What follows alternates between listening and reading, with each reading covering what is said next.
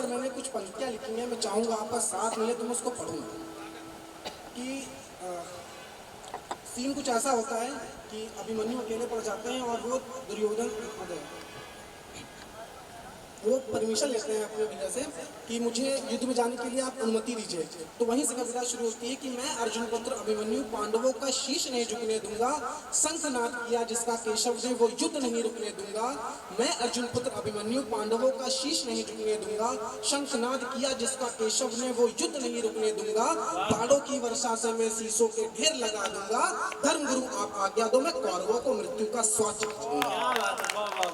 धर्म गुरु आप आज्ञा दो मैं कौरवों को मृत्यु का स्वाद चखा दूंगा। अहंकार और चक्रव्यूह आज मैं ही तोड़ूंगा, शीश कटेगा रणभूमि में मेरा या शीश काट के छोड़ूंगा। धर्म रणभूमि थी कुरुक्षेत्र और क्या खेल विधाता ने खेला था, एक थे सभी मानती एक और अभिमन्यु अकेला था।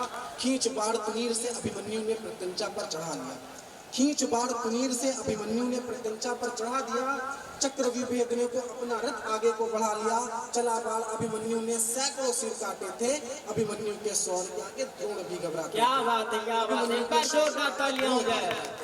माधव से जो शिक्षा ली वो रणभूमि में दिखा दिया, माधव से जो शिक्षा ली वो रणभूमि में दिखा दिया। पुत्र पिता से तनिक कम है कौरवों को बता दिया, जिधर चले अभिमन्यु मृत्यु पीछे चलती आती थी। चक्रव्यूह की प्रचंड दीवारें झरझर गिरती जाती थी, सभी द्वार चक्रव्यूह के अभिमन्यु ने बाणों से भेद दिया। कर्ण दूंगा ना मार सकूंगा इसका उसने खेत दिया, तलवार से काटे शीश सैकड़ों चंडी के चरणों पर चढ़ा दिया। उस बालक ने सभी मारुतियों को एक एक करके हरा दिया, उस बालक ने सभी मारुतियों को एक एक करके हरा दिया। सभी सबके मुख पर चिंता की लहरें मानो छाई थी, सबके मुख पर चिंता की लहरें मानो छाई थी। रुकेगा न दुर्योधन, द्रोण एक से दुर्योधन दिखाई दी। कर्ण द्रोण दुर्योधन अश्वत्थामा और शैल्य सबने मिलकर प्रहार किया। किसी ने तोड़ा रथ अभिमन्यु का, किसी ने पीठ पर प्रहार किया। फिर अभिमन्यु खड़ा हुआ और बोला, क्यों कायरता का परिचय दिखलाते हो, क्या युद्ध नियमों को भूल गए जो मिलकर बाण चलाते हो। इतना ही कहते अभिमन्यु पर बाणों की वर्षा शुरू हुई, कौरवों की सोच तो पहले से ही थी गिरी हुई तलवार उठाकर अभिमन्यु ने सबके बाणों का उत्तर दे डाला। इतना रक्त बहाया धरती पर अर्जुन पुत्र होने का उत्तर दे डाला, इतना रक्त बहाया अर्जुन पुत्र होने का उत्तर दे डाला। लिया नाम केशव का, लिया नाम केशव का और एक और बार सबके वक्त का प्रयास किया। लड़ते लड़ते अभिमन्यु मृत्यु की गोद में सोया था, लड़ते लड़ते अभिमन्यु मृत्यु की गोद में सोया था। उसके ही सोते मानो अंबर गरज गरज के रोया था। जिसने छिपकर बाण चलाया, जिसने छिपकर बाण चलाया उसने उसे प्रणाम किया।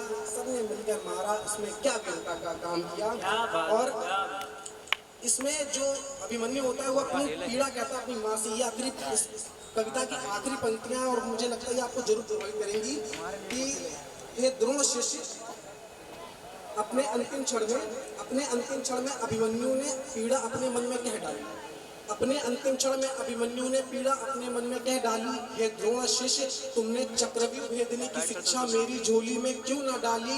जो तुमने ये कौशल मुझको सिखलाया होता, मैंने द्रोण चक्रव्यूह मिट्टी में मिलाया होता, मैंने द्रोण चक्रव्यूह मिट्टी में मिलाया होता। और इस पंक्ति की आखिरी मतलब इस कविता की आखिरी पंक्तियां हैं कि क्षण भर जो ना तुम सोती माते, क्षण भर जो ना तुम सोती माते, तो मैं मृत्यु की सैया पर ना सोया होता। क्षण भर में जो रचा इतिहास कुछ और है, क्षण भर में रचा इतिहास कुछ और होता, क्षण भर में रचा इतिहास कुछ और होता। क्योंकि राम जन्मभूमि में आए हो तो राम से संबंधित अगर कुछ ना पढ़ो तो आना यहाँ पे नहीं होगी। मैं चंद पंक्तियाँ पढ़ूंगा। मैंने कहा था कि अगर रावण को मारना है तो खुद में राम होना चाहिए, तो मैं कुछ पंक्तियाँ पढ़ूंगा और आप अपने अंदर राम ढूंढने की कोशिश करिए कि आप राम है कि नहीं। स्वागत है भाई, स्वागत बहुत ज़्यादा ऊंचा फिट नहीं रखना ना। है सहज सरल स्वभाव तुम्हारा, है सहज सरल स्वभाव तुम्हारा, जमी पे रहता है पाँव। है सहज सरल स्वभाव तुम्हारा, जमी पे रहता है पाँव तुम्हारा। है हर व्यक्ति का सम्मान करना जो तुम्हारा पहला काम है। हाँ तुम्हारे अंदर भी राम है, हाँ तुम्हारे अपनों के लिए यदि जीते हो तुम सबके लिए। धन की गठरी से